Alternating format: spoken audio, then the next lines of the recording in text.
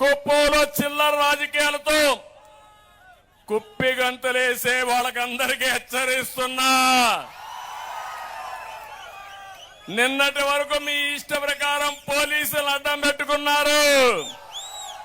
మీరు మేము ఒకటే. ఈరోజు మీకు పోలీసులు లేరు, మాకు పోలీసులు లేరు.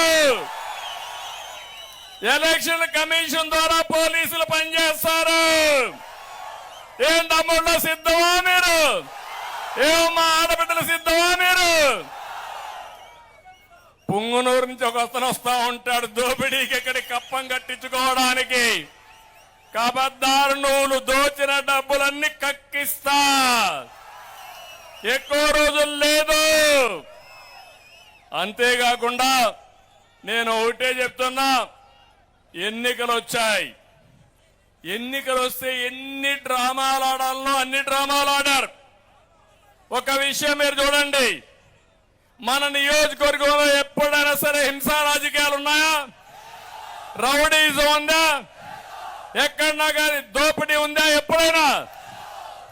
అలాంటి నియోజకవర్గంలో 5 ఏళ్లుగా ఎక్కడికక్కడ దోపిడీ.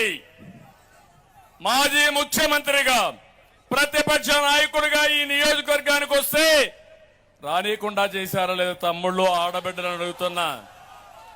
నన్ను రానీయకుండా చేసి అడుగడుగునా నా మీద లేనిపోని కేసులన్నీ పెట్టి కడాల నేను ఇక్కడ తిరిగితే ఇదే రోడ్లో వచ్చారు. గెస్ట్ హౌస్ నుంచి జ్ఞాపకం ఉందా మీకు?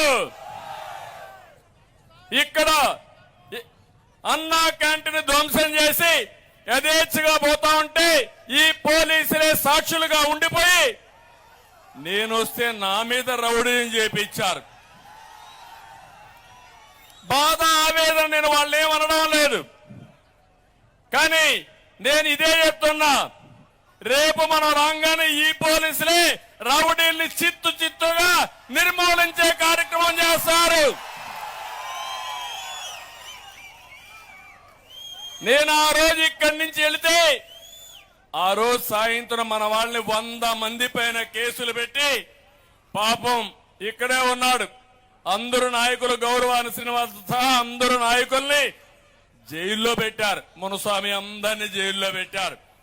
30 రోజులు జైల్లో ఉన్నారు. నా కుటుంబ సభ్యులు జైల్లో ఉంటే నేను బాధపడి నా జీవితంలో మొట్టమొదటిసారిగా జైలుకి వెళ్ళా. ఆ తర్వాత నన్నేం చేశారో మీరే చూశారని చెప్పి కూడా నేను మీకు తెలియజేస్తున్నా.